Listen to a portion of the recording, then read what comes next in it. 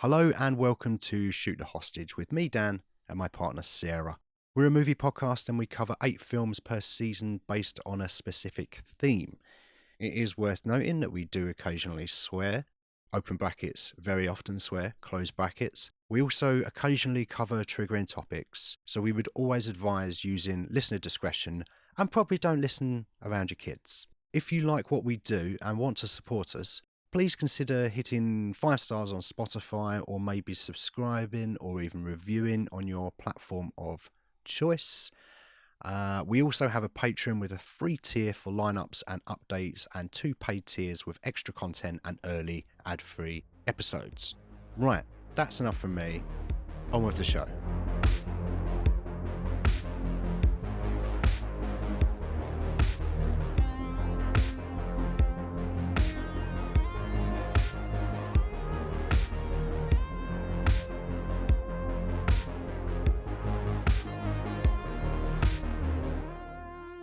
We are heading to the 80s, Sarah. 1980. That's the year, 1980. Have we done any other films from 1980? I don't... Yes, we have. But we haven't... The film that come out that we haven't covered called Empire Strike Back. We haven't done that. We haven't done that, yeah. No. And... That's a Star War. It's a Star War, yes. Yes. I don't know, we probably have, but I haven't thought about it, to be honest, this I time. can't think of any. Sometimes we do that, but... damn it, I didn't. Sorry. One time you asked me and I haven't done it. But it was a time. It was a time. It was a real time. It was 2 years before Sarah and 4 years before Dan. Yes, it was pre-Sarah and Dan. Yeah. And our mate Brian De Palma had a movie out called Dress to Kill, which is what we're talking about Our mate. today. Our mate, BDP. Well, this is the 3rd movies of his that we've covered. So one of us clearly loves him. Well, I've chosen 2 of them. You've chosen one of them. You chose Carrie. I did. In Coming of Age. Mm-hmm. And I chose Snoke Eyes. Snoke Eyes? Snoke Eyes. Snoke Eyes. That's a Star War. I chose Snake Eyes in Coming of Cage. Yeah. And so marks our 3rd entry in Brian De Palma's filmography, Dress to Kill, which is not a controversial movie at all. No, not at all problematic. A very sensible, grounded, gritty and serious take on the subjects and themes that it's covering and talking about. There's no controversy wrapped up in that movie at all. No. So we won't be talking about it. Oh, we will. No, we won't. Oh, mark my words, we will. We won't. Not a bit. Why, is that in your notes? Controversial? That's all that my notes are. One big word saying controversial. It's just 4 pages of me scrawling the word problematic over and over again. In a mad fugue state. Fair enough. I've written other words down. We'll get to that. It was a first time watch for both of us. It was. It's a rare first Very time rare. watch for both of us. We had to track it down on Tubi, on American Tubi. Tubi. I miss that.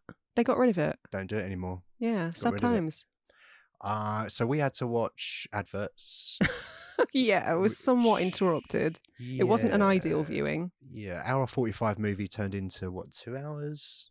About 2 hours, I guess. So it wasn't too bad. I've been on streaming platforms and it's just way worse than that. Every 5 minutes there's a 2-minute It wasn't, advert. Yeah, it wasn't like American standards, but it wasn't far off. Yeah, but they were American adverts because we were in the US at the time, weren't we? Yeah, and, we were virtually.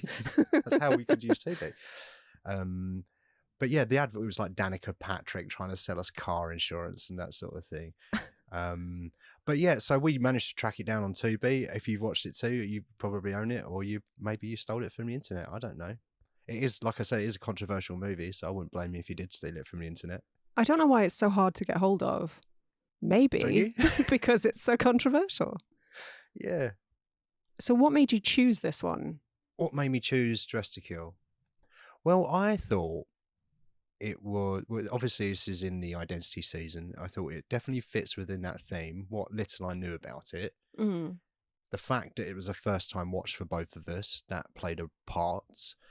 The fact that it's directed by Brian De Palma and written by him as well was another facet to that choice.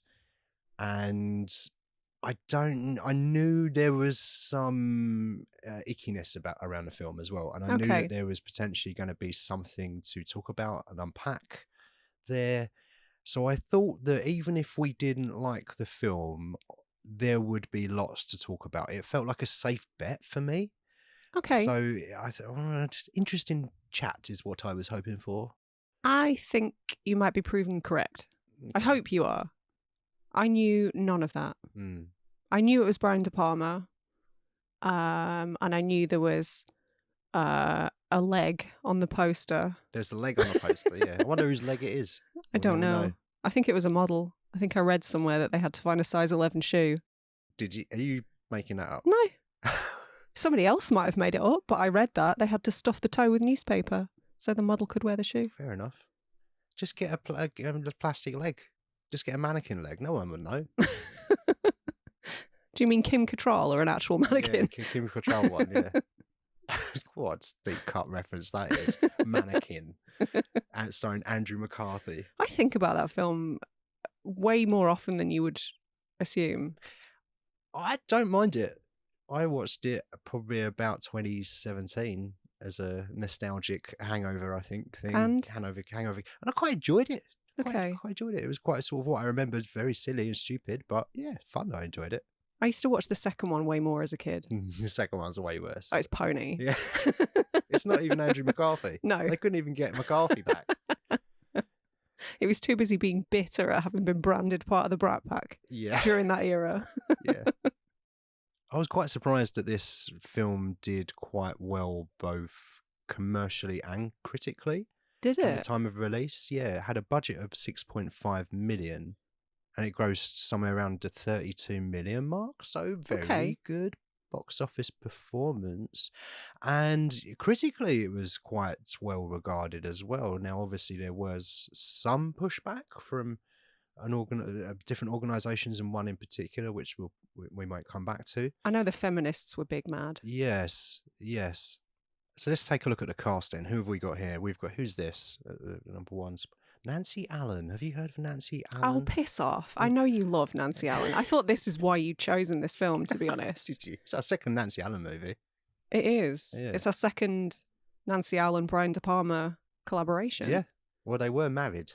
They were at this time. Right, when they made this film. He wrote the role for her. Okay, fair enough. Nancy Allen brought on Keith Gordon, I heard. Okay. A pre-Christine Keith Gordon. A pre-Legend of Billie Jean Keith Gordon. Yes, but post Jaws 2 Keith Gordon. Yeah, I mean, I know him from Christine. He's my guy from Christine. But he's more, you were saying he's more well known as a director these days? Well, I don't know if he's more well known as a director, but he certainly is one. I mean, I looked at his credits and I going through them, and if I was filling in a form for him, and it's like had occupation, I'd put director. I wouldn't put actor. These days, yeah. He's done loads of like TV stuff, like Dexter, Better Call Saul, Legion, Fargo, The Leftovers. Yeah. Like quite a bit of TV stuff there. Apparently, all the way back in 1980, he had a massive interest in getting into directing and convinced Brian De Palma to let him shadow him during some of this film. Oh, really? Oh, interesting. Those links sort of go both ways a little bit there, because that character, Peter, is kind of based on the youth of Brian De Palma. Yeah. So I'm sure that he saw, when people go, I see myself in you, there was probably a bit of that cliche going on. Who else we got? Michael Caine, who we spoke about a few episodes ago in Batman Begins. It's a Christmas film with Michael Caine. Because the only he's other film... Ebenezer Scrooge. What do you mean? He's Ebenezer Scrooge. In what? How dare you? Because the only other film that he's done is Jaws the Revenge. Well, that's categorically untrue. Harry Brown. Come on. Or, Alfie or The Italian Job. Italian Job's a great movie. It's fine. It's Cars. Obviously, you love it. Yeah, predictable. Angie Dickinson, who I wasn't familiar with prior to watching this movie. I did hear that she was reluctant to do it at first. She had read the script and expressed concern about the opening shower scene. Oh, fair. Yeah. So as a compromise, De Palma said, "I'll tell you what, we'll get a body double." So then she did it. Apparently, Brian De Palma told her to take credit for the body double. So Really? the body double was interestingly already also directed a film called Body Double. Yes. 4 years later, I think. Yeah, maybe this is where he got this is where the nugget of an idea started. Perhaps. But yeah, the body double was uncredited for years and years, but she is now credited. Now they're getting their just deserves. Yes, that's the phrase. Good. Yeah, shower scene. We mentioned shower scene. This film opens with a shower scene. In a very tasteful, non-erotic, non-voyeuristic way. Do you know what?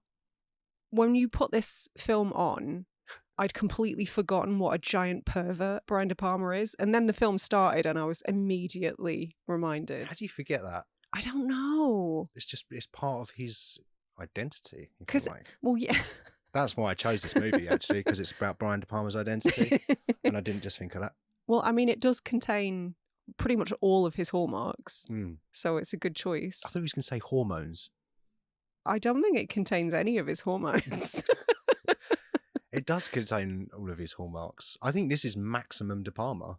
Yeah, I mean, it's as if somebody dared to imagine what would happen if a director made a film using only split diopter lenses. What if we shot more on the split diopter? What about more? Yeah.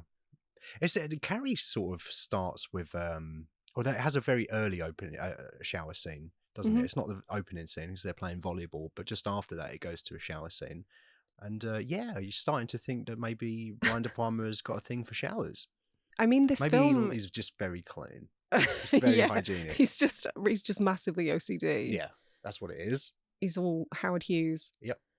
But yeah, this film is kind of bookended in exactly... It is bookended, you're right. In exactly the same way as Carrie.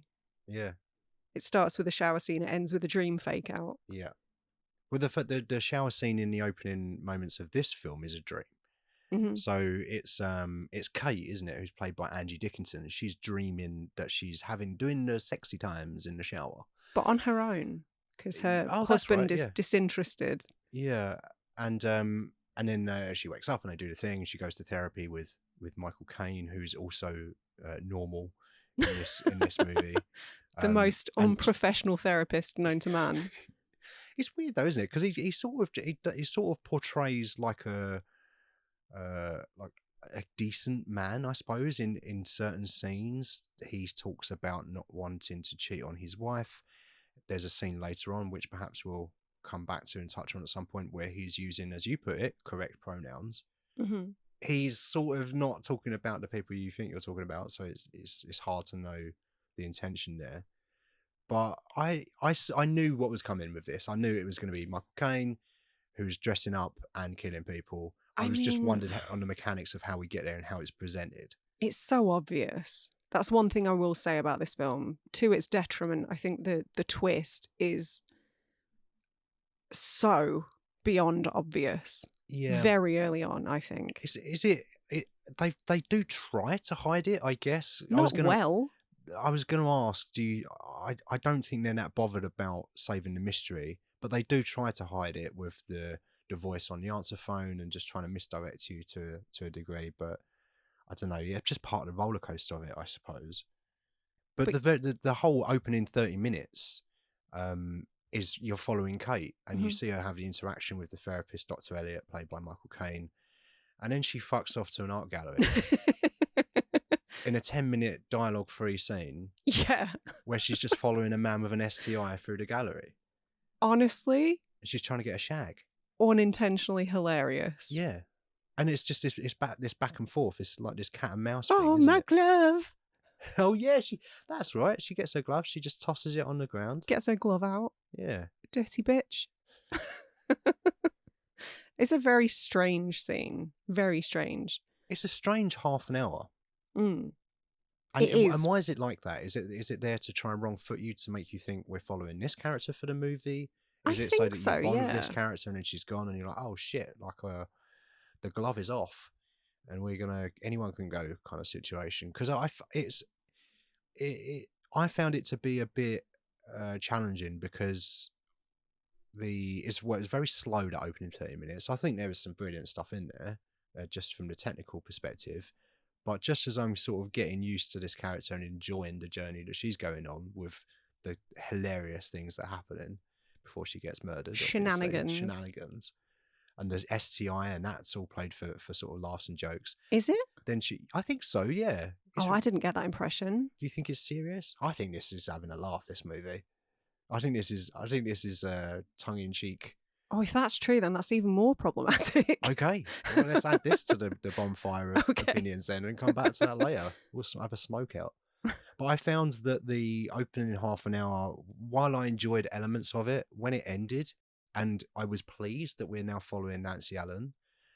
I bet you were. And it sort of hands over quite nicely there. They sort of connect those. Sometimes, like an opening, like Scream, you think, it's not really related to the rest of the movie, apart from someone has been killed by this person. Well, that's one of the notes that I made. Like, De Palma did that sort of fake out a good 16 years before Wes Craven did. Yeah.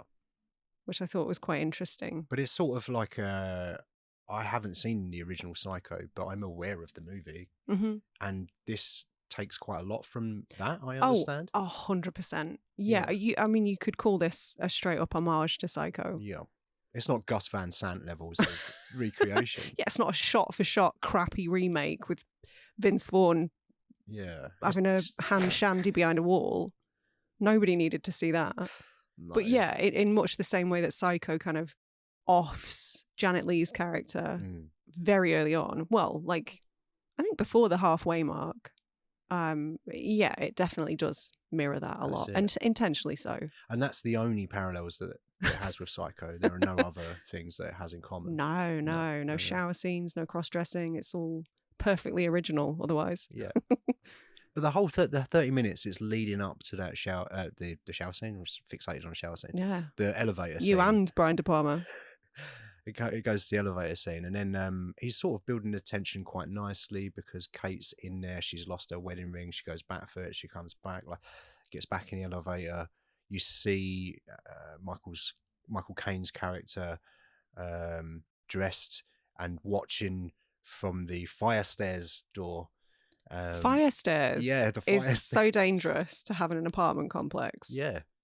You're meant to keep the fire out of the stairs so you can get out. The stairs are not meant to be on fire. No. Like, who wouldn't take the elevator? Yeah. But there was a nice shot of seeing Caine's character through the glass, like the wired glass, and with some nice red lighting behind him. Because it's on fire. Because it's on fire, yeah. And that was all building tension very nicely. And then you get lots of close-up shots in this. Close-up of the killer, close-up of Kate, then close-up of Cutthroat, Razor coming down on her hand. Mm-hmm. And that's the first part of physical violence, I guess, that we see in this film. And I think maybe I was expecting this to be a bit more violent than it actually was. Yeah, it was pretty light on the gore, for sure. I mean, I did hear that initially the MPAA were pretty harsh and they had to make cuts to ensure it got an R rating, which I guess is the only way it was able to make 32 million. I guess so. That was a smart play. I don't think it suffered by not being as bloody and violent. I think there is enough in there to enjoy it. And I don't need blood and violence to enjoy a horror movie. Often I find that it can be a bit much if there's no point to it. So I found this struck a nice balance actually with the violence. I don't even know if I would call this a horror movie. I see this as a thriller. Yeah, yeah, okay. Although obviously very, very heavy-handed giallo inspiration. Oh, it's giallo all over, isn't it? Like, but De Palma just in general loved that whole movement and has just been aping it ever since he saw it. Yeah. I guess the 60s. When did giallo become a thing? Was it the 50s? Late 50s, early 60s? Honestly, I wish I could tell you. The earliest giallos I've seen were 60s. Yeah, okay. So De Palma, I think, was in film school sort of late 60s. He's seeing all of this stuff coming through from Europe. He loves it. It's sort of in line with his sensibilities, I guess, and his identity as a filmmaker. So he's just been doing that ever since.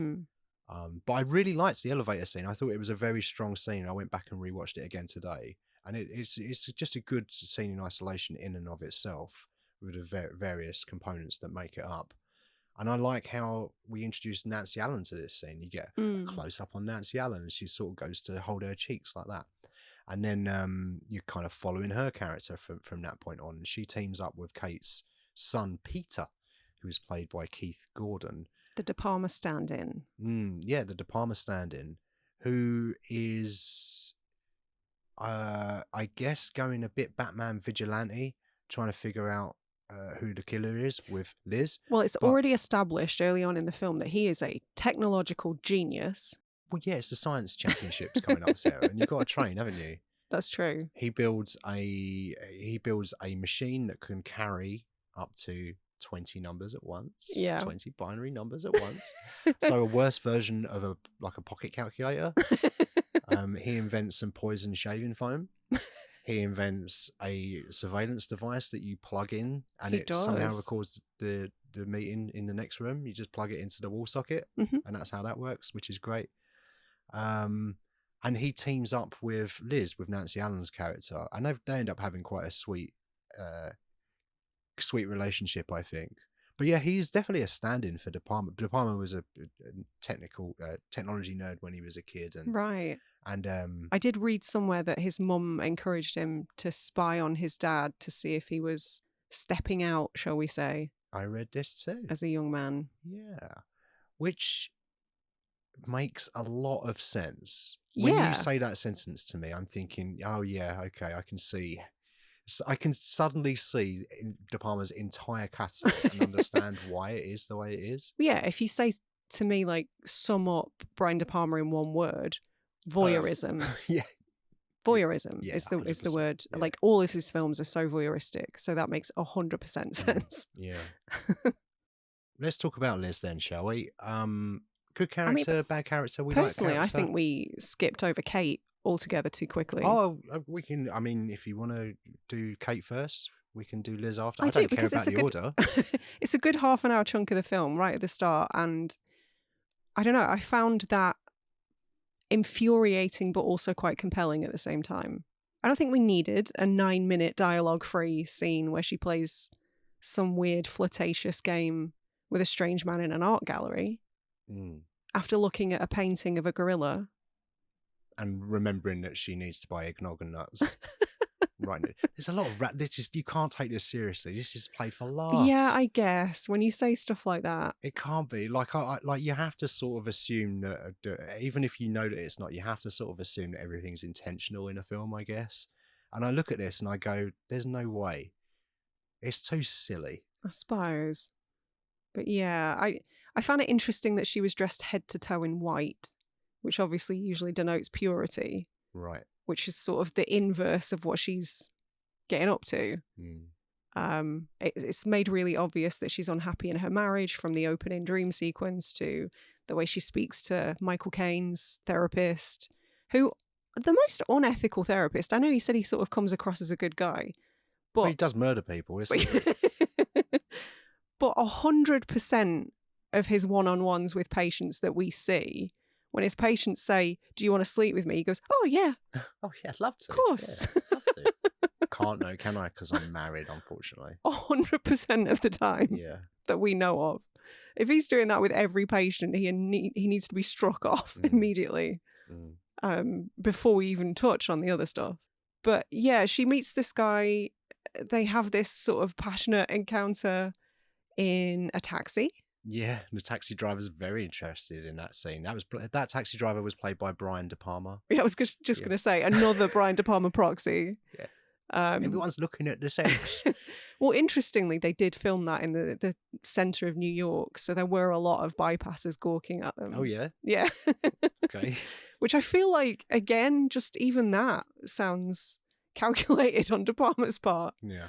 I don't know. I like to think that someone walking past saw the scene and thought, oh, I've got an idea to invent the profession of intimacy coordinator. Yeah. And right they were. Yes, absolutely.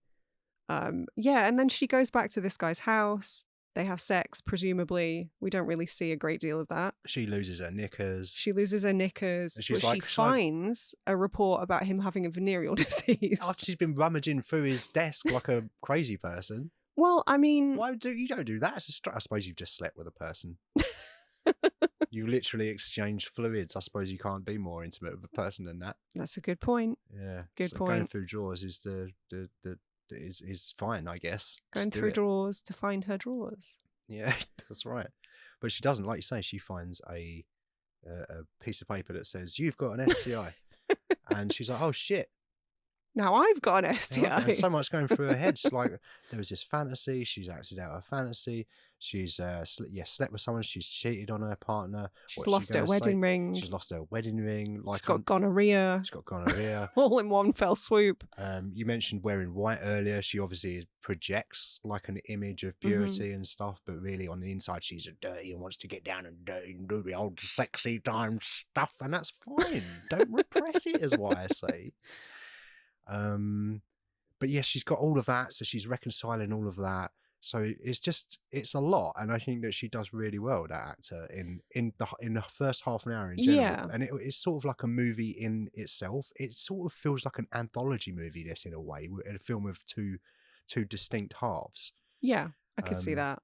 And that's maybe where it sort of loses me a little bit, because I'm not a fan of anthology movies. It often takes me half an hour to get into a thing, whatever it is, unless it's The Rock. In which case you're locked in from minute one. Which is maybe something that I didn't quite get on board with this. But to echo my own sentiments of Angie Dickinson being great in the first 30 minutes, I would agree with myself there. I would also agree with both of you. What did you think, Sarah? You'd agreed with us too? I thought she was pretty good. Yeah, I wasn't initially sold. Like, it came across as a bit... I hesitate to say soap opera because that feels really mean. But I, in hindsight, I feel like that was potentially on purpose. I think that's a directing style. Right, yeah. I think because... But I think maybe that coupled with the erotic thriller sort of vibes and the Vaseline lensed bit of the dream sequence, like, I don't know. I'm led to believe that was intentional. I think so. I had a similar thought with the performances and the kind of the large soap opera kind of esque styles that are being portrayed, and I think it's just him going, let's have fun here, let's be silly and do some large performances, we're not being serious here. Yeah, that's what I think anyway.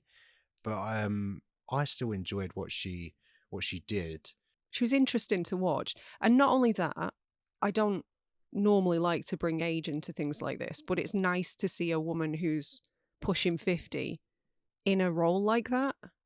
I mean, body double or not, I don't know. You don't normally see women of that age like allowed to even embrace their sexuality on screen, especially in 1980. They were just like school moms and old crones by 48. Yeah. Whereas Angie Dickinson was still sexy as hell.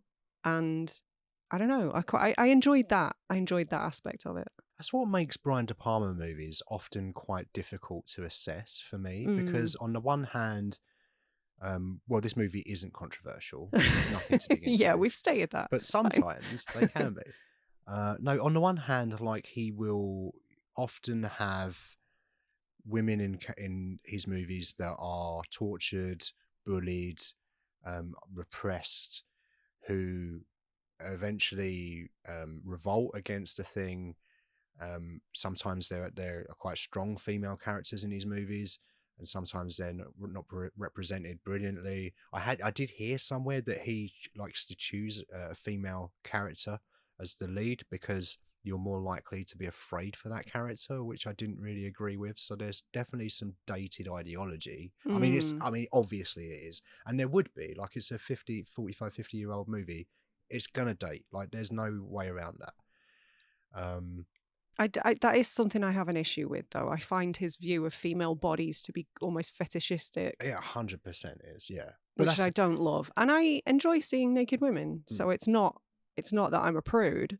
I just feel like the way he goes about it is so just like leering old man, like Vic Reeves rubbing his thighs. Yeah. I don't know. It's icky. It's icky. I know what you mean, and that's what I was trying to get across, is that it can be difficult because on the one hand I see his female characters and I'm like, strong. This movie is an example. Liz, she's a sex worker. Hooker with a heart of gold. No shame is levied against, like, there's no one tries to shame her for a choice. Well, the policeman does he? A little bit, yeah. He's not very nice. I know he's not very nice, but I couldn't think of anything where he's like, you shouldn't be a sex worker. He does mention it once. I think he's a bit derogatory about it, but he's shit as well. This is some of the worst police work since The Chaser. Well, I just think that character is just a dickhead in general. Yeah.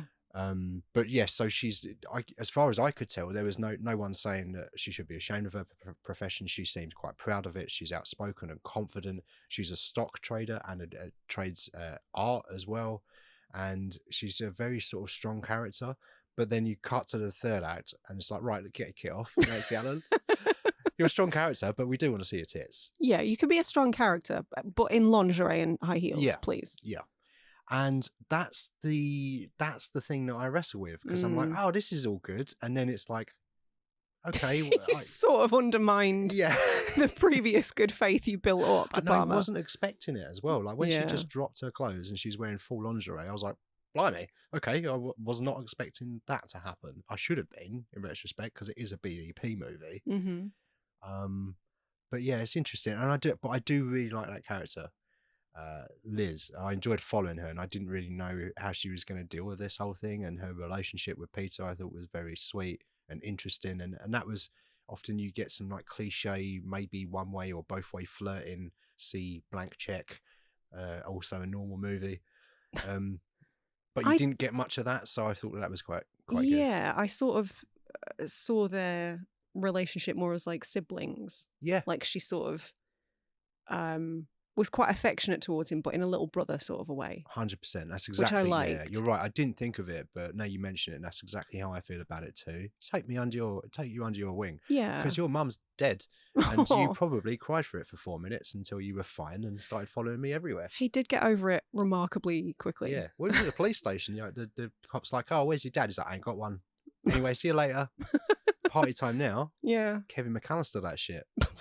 Home Alone. I'm an orphan. Oh. So I'm going to invent poison shaving foam. How did you feel about Nancy Allen's performance in this? Yeah, I liked it. It sort of felt cheesy and operatic, but again, I think that's the direction that we're going for. I don't think everybody got the memo, because she was nominated for a Razzy for this film. And they always get it right, don't they? Well, I mean, a lot of the time they kind of do, if I'm being honest. But I think they were definitely off the mark in this, because in the context of the movie, her performance makes total sense to me. I don't think it was anything special, but I certainly don't have a problem with it. And it's not Razzie worthy. Yeah, no, it's I like I said, I enjoyed her performance. I thought she was very good in it. Let's talk a bit about Michael Caine's performance, because we haven't talked about him enough, but he's obviously top billed, even though he's not the character with the most screen time, but he is the most famous person in it, I guess. And in a way is playing a dual role, kind of. Well, he thinks that he is. Well, he does. Well, let's not get into that. Well, I just mean like the actor is, well, the character is, but there was a different actor for the scenes where we see the female version. Right. I'm trying to phrase this sensitively, but it is difficult when talking about this film. But when you sort of see, was his sort of alter ego called Bobby? Bobby, yeah. When you see Bobby committing the murders, it's not Michael Caine. Right. It's an actor called, I believe it's Susanna Clem, who's a German actress who also was the female police officer that had been tailing Peter that we see at the end. And I did read somewhere that character, that policewoman, was intended to be transgender. But the actress, I don't believe is. There's very little information about her online, though, so I couldn't lay claim to that.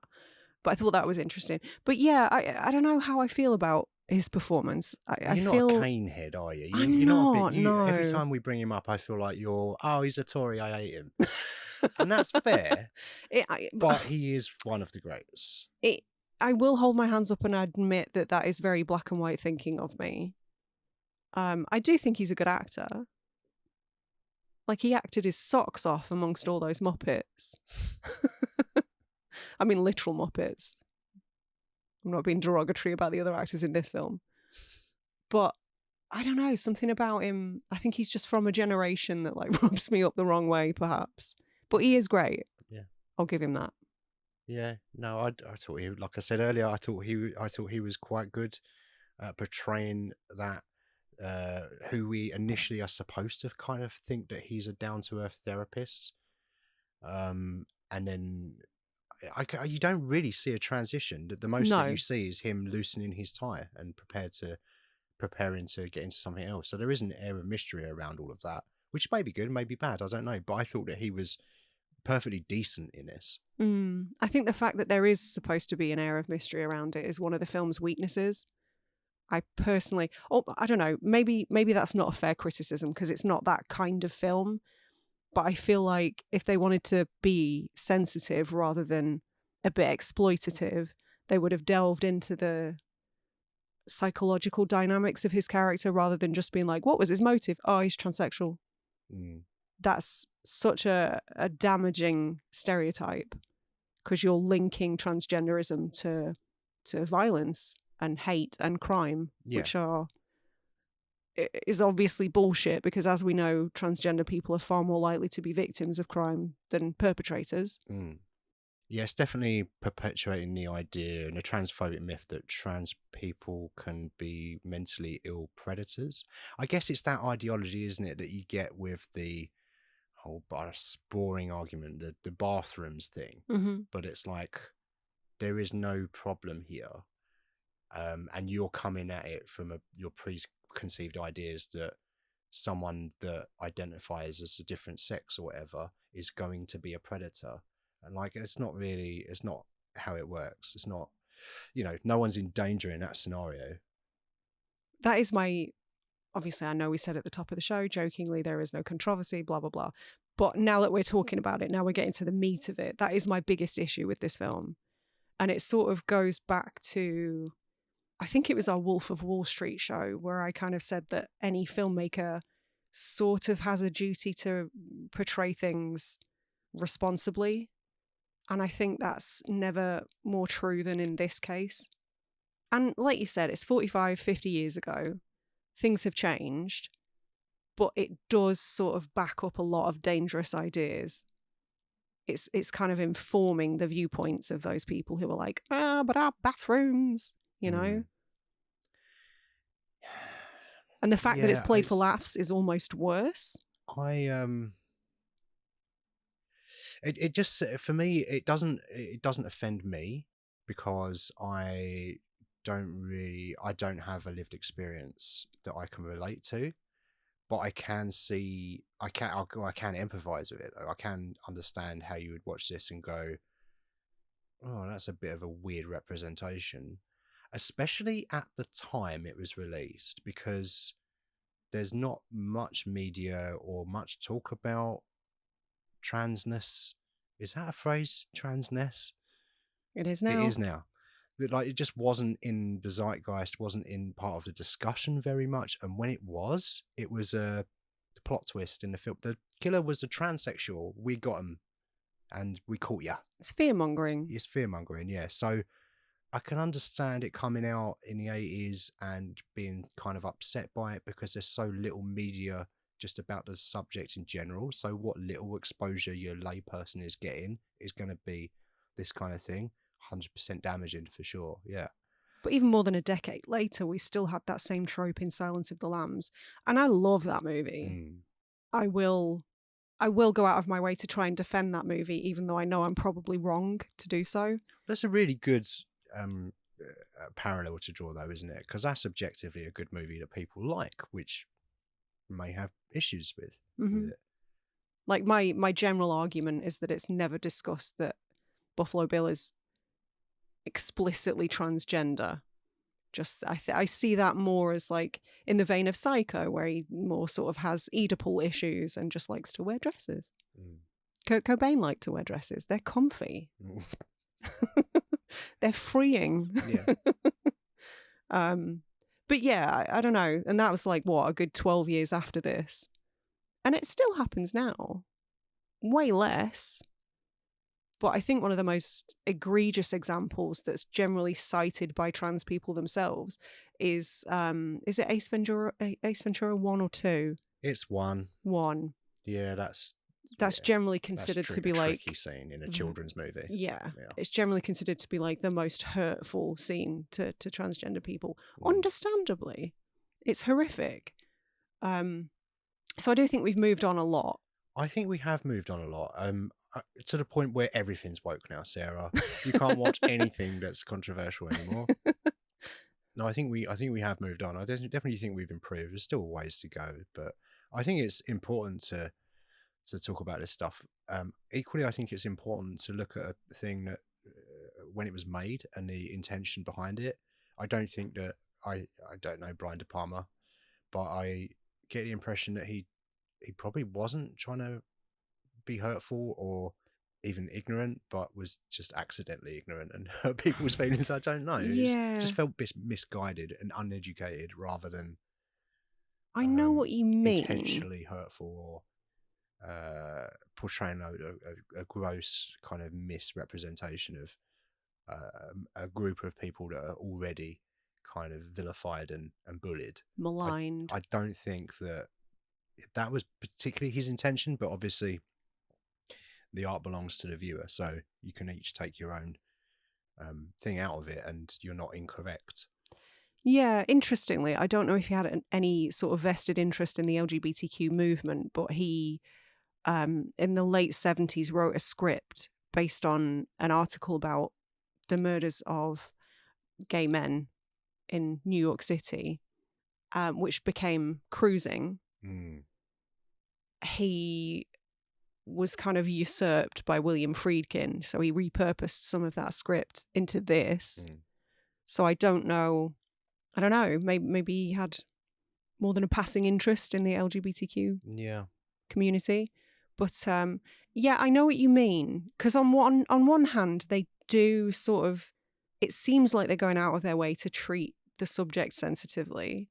And there's the conversation towards the end with Liz and Peter when she's kind of explaining the medical aspects. And it's not the most sensitive, but for 1980, like most films wouldn't have even attempted to explain it. So I admire that. But on the other hand, you've got his motive was that he's transsexual. Yeah. Which is muddled. The motive was, and this is what I thought you was going to say, because isn't it the therapist at the end that gives an explanation and says, this is exactly why everything happened and this is correct. Yeah. It sort of says, oh, he was crazy and, sometimes he gets turned on, and when he gets turned on, he wants to dress as a woman. And that's basically the explanation that he gives, right? Which isn't transgenderism. That's not gender dysphoria. Yeah. So even more harmful, you could argue.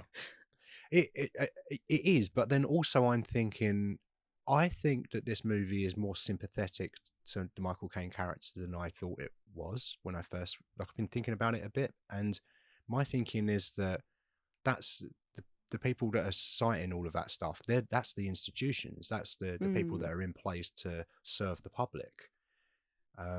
So if that's where the information is coming from, then... And obviously what we see of the facility is top notch, 5-star facility. Right. So we know that they're doing good work. Yeah. Sarcasm. Yeah, you might be right. You've rewatched a bunch of the film and I haven't. So... I watched the some. I watched like 10 minutes and skipped through some of it, but yeah. It's funny because on the one hand, I'm like, maybe I should watch it again. Try and absorb some of this a little bit more and view it from a different angle. And the other half of me is just like, I don't know if I ever want to watch it again. I didn't love it. So where does it sit for you then in Brian De Palma's filmography? What's your favourite BDP? We Carrie. Probably discussed this. It was Carrie, was it? Okay. Carrie, then Sisters. Oh yeah, I always forget that. Have I seen that one? No, I don't think so. Okay. Yeah, Carrie and Sisters. Then what's in 3? Not this, I'm guessing. No. Honestly, I don't really know. I admire the techniques that he uses. I admire his visual flair. He definitely kind of pioneered his own unique style, even if, as we've discussed, it was heavily influenced by the Giallo movement. But I don't love him as a filmmaker. I don't love a lot of his films. What about you? Well, Scarface is an all-time classic for me. I love it. Every teenage boy's favourite movie. Yeah, but it's also a brilliant film. It is a good film, yeah. There's so much in it, and it's again a very De Palma movie with what he does with the camera, and it's epic and it's great. I do like him as a filmmaker. I enjoy. There's some of his movies that I love, like Scarface, Untouchables. You do like the Untouchables, don't you? Yeah, liked Carrie. Enjoyed watching Carrie. Snake Eyes, I liked that. Mission to Mars, I saw that and I liked it. There's some that I haven't seen. I don't know if I've seen Mission to Mars. Blowout, I haven't seen. I have seen Blowout, but it's not bad. He's definitely a filmmaker that I like and enjoy. And even if I sit down to watch his films, I'm like, I'm not sure if this is going to be for me. I'm still excited to watch it because he has a flavour, a very distinct style, which I feel like few filmmakers have. Like there's a few filmmakers that you can watch a film and know nothing about and pick out who made it. If you watch 10-15 minutes of it, I think you could pick out an Edgar Wright, you could pick out a Brian De Palma, you could pick out I think you could pick out a Christopher Nolan based on not being able to understand any of the dialogue. And it's 3 hours long. Yeah. Yeah. But there's certain filmmakers you can do that with, and I think Brian De Palma is definitely up there. I think his films are always interesting, if not always good. Yeah, I agree. They are always interesting, and they're always. I think that a lot of films are sort of embraced by the gay community, aren't they? Films of Brian De Palma. I think so. I think Carrie might be. I sort of understand that because he's got quite a big flamboyant style with what he does. A lot of his films are kind of described as operatic, and I would put this in that. You've got lots of parallels there with operatic themes like misery and longing and like repression and revenge and all of that sort of human base level stuff are always present in his films. There is a level of camp, I suppose. There's a level of camp with his movies for sure. Yeah. So we've talked about why this film is a little bit problematic. What changes would you make to it if you could? I don't know.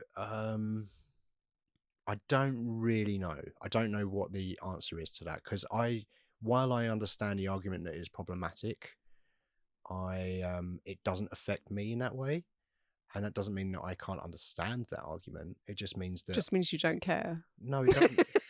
I do care. Obviously, I care, but it doesn't invoke enough anger in me to think, well, what else would I do? I'm just like, yeah, this is not great, but it's, it is what it is. What would I change? I don't know. I haven't got a clue. I throw out a question back to you.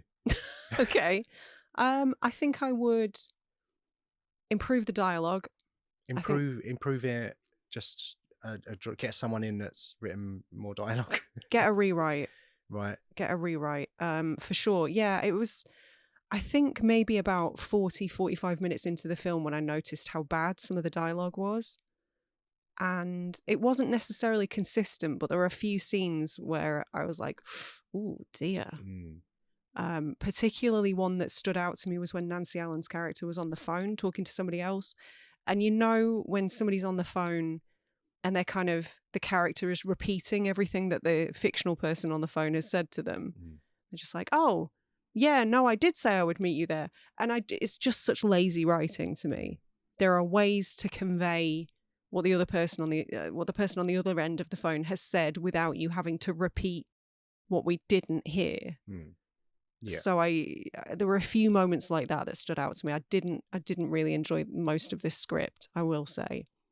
And I would definitely, not to harp on about it, but coming back to the transgender stuff, I would either go a bit more out of my way to sort of explain that transgenderism is normal and it's just that people are born in the wrong body, or I would have done more to differentiate the killer from the transgender community. Because as the psychiatrist said, like you mentioned earlier, they do sort of say, oh, he's it's like this repressed sexuality that manifests in this way, which isn't transgenderism. So I'd have done more to kind of distinguish. Yeah. I think. Well, I think if you're making a film, if you were going to take this on these days, I'd like to think that you would do a bit more research and involve, I don't know, the people that know about this stuff. Yeah. Like, I think back then it was a bit more the Wild West, wasn't it? As you get an idea for a thing, you write it, it gets made, it gets out there. Like that never happens anymore like that. But I mean, so many people are involved in the process that I think, but also like when did like Dallas Buyers Club come out, for example? 2012, 13. Yeah, and it took a few years after that was released for people to start going, hang on a minute, why is Jared Leto playing this transgender character? Yeah, because everyone hates Jared Leto. Well, yeah, why is he cast in anything for a start? But also, I think we've come on such a long way. We've come on leaps and bounds in the last decade alone in not only representation, but who should play those roles. So a remake of this would be interesting. Yeah, I think that if you took a different approach. Yeah, I think now we're sort of evolving this discussion. I think my opinion is you redo it, you put an actual trans person in the role of Michael Caine. Just as a therapist, whatever, like everything's the same, but it's just a trans person, right? You obviously change the dialogue. I'm not saying everything's the same. I suppose I did just say everything else is the same, and I didn't mean that at all. What I mean is everything is different. Do you want 75-year-old Nancy Allen as Liz still? Yes. Yeah. Yes. Get her back for acting and do this, please. I'm sure she still looks excellent in lingerie. Yeah. Yeah, I'm sure she does. Which sounded, do you know what? When I said that, it sounded really cunty, and I didn't mean it to. I'm so used to being dry and sarcastic that when I say things seriously, they also sound dry and sarcastic. But I did mean that seriously. She's hot. There's Officer Lewis, Sarah. I know. Ironically, her least hot role, maybe. What, Officer Lewis? Yeah. I don't know. She does kick a bloke in the balls. Which is hot, but the haircut was not for her. I thought it suited her. Okay. Quite enjoyed it. Yeah. Oh, well. That's me told. Yeah, I don't know. This is a funny one. I'm glad we've talked about it and I'm glad we've seen it. But there is some stuff about it that just didn't sit right with me. And call me sensitive, call me woke, whatever. It did affect my enjoyment of it, sadly. No, I think that's totally fair. Like I said, like we all bring our own things to it and we all have our own opinions. And I think that that's perfectly valid. Yeah. I think that's perfectly reasonable for you to go, didn't enjoy this so much because of X, Y, and Z. I am surprised. I did think that you would.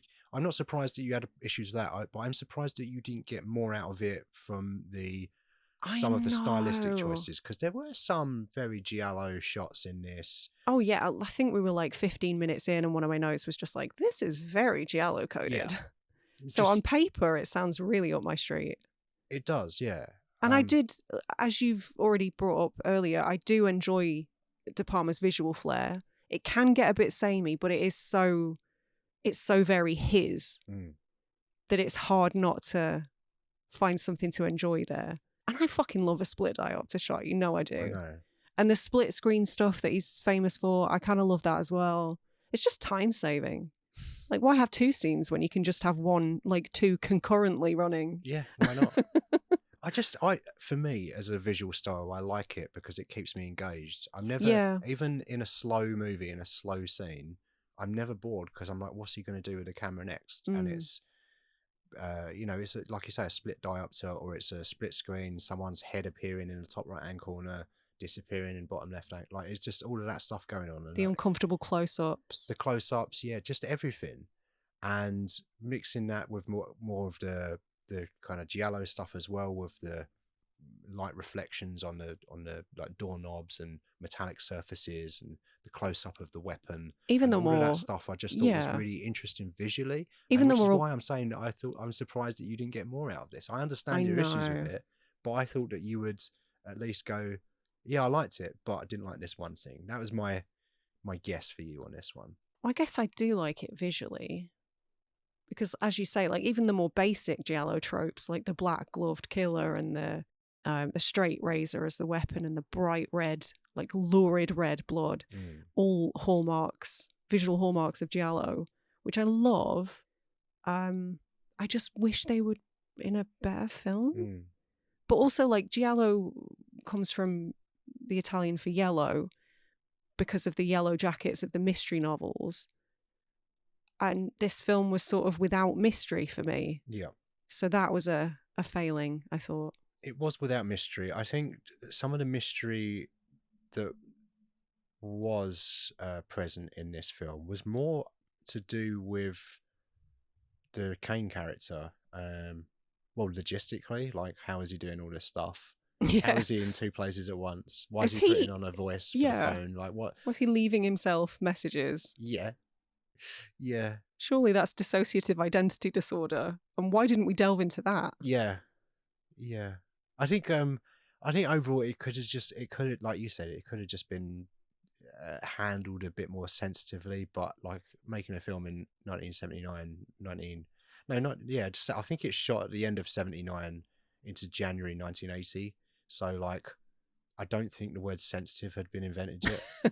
So, you know, it's not great, but maybe this is one of those movies where, you know, you get announced this film's being remade. They're like, we're going to remake Terminator 2. And you're like, why? It's a perfect film. But like, maybe something like this that could be interesting. Maybe something like this is more sort of a good idea for a remake that was almost almost there. It had some ideas, but a bit misguided for the time. Let's do an update on something like this. Maybe. I think you'd get a lot of pushback though, because it is pretty highly regarded. Yeah, and I wouldn't want it. I mean, I'd want someone else in there that's got a really distinctive style as well. So it's, but maybe, like you said, maybe the sweet spot would have been De Palma directing. Let's get in a writer to refine this script, and we could have really done something with it. Yeah, maybe we involve transgender people, and they can have an opinion on the script or whatever. I don't know. There's a few filmmakers that I think, oh yeah, their visual style is really compelling and really interesting, but they fucking suck at stories. Zack Snyder is the big one to me. Like, visually, I think, wow, like some of his I think his films look like shit. I think some of his movies look beautiful. But but they're like staggeringly awful. Not all of them, but I would say 75% of them are really, really bad. And I think that if he just teamed up with a good writer, I don't know, like James Gunn when he made Dawn of the Dead, perfect mixture of skills and sensibilities there. Yeah. And maybe that would have been the case with this, because I haven't looked into what else Brian De Palma has written. He's obviously writer-director on this. I don't think he wrote Carrie. I think that was written by someone called Stephen King. Stephen King didn't write the screenplay. No. So I'm assuming someone adapted it, but I don't think that was BDP is what I'm saying. It might be, I don't know. I don't remember it being. Yeah. But this is, as you say, very well regarded. I was sort of quite surprised to see that. I thought that this would be more divisive than it is, but it's quite overwhelmingly positive. I think if you just take it on face value, which is that it is a very competently made homage to Psycho, well, Hitchcock in general, and giallo movies, then you're probably not going to be that disappointed. But I don't know. Maybe I just expected more from it. Maybe. I'm not in a rush to watch it again, which made me sad. Well, I'm not going to buy it. It's not going to be one for the collection. I maybe will revisit it someday. Okay. We're sort of, I feel like we're ending on a somber note. Do you? Yeah. This feels downbeat. Should we do a little dance or something? You can do a little dance. Or you could tell us what we're doing next week, which I'm very excited about. Oh, yeah? I am. You were worried about this season, weren't you? A bit. But, like... I'm worried about all your seasons. I know. But there's a couple of films in here that I thought that we could have a good chat about, and one or two in particular that I thought you actually quite liked. So I was like, oh, I'm going to, Sarah threw me a Wolf of Wall Street bone last season. I'm going to do it occasionally too, I think. Oh, thank you. And it's not to say that I don't really like the next movie that we're covering. I do. But I think that you're going to be quite excited because we're doing The Substance. Which we saw at the cinema. Recent movie. At which point you said, I don't know if I could sit through that again. So I'm very interested to not only watch it with you again, but to chat to you about it. Right, so. We're not doing The Substance next week. We're going to do Short Circuit 2. Which is problematic for a different reason. No, that movie's also fine. There's nothing wrong with it.